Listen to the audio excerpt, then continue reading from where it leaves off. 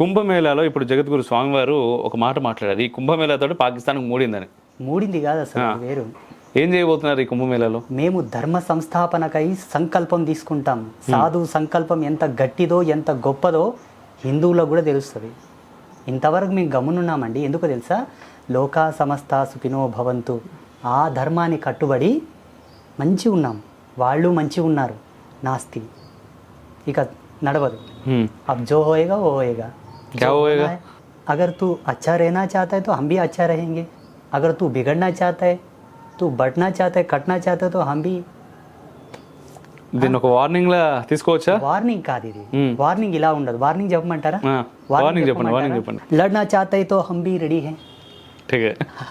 मिलना चाहता है तो हम भी रेडी हैं. हम भी रेडी है. ये వార్నింగ్. ఓకే.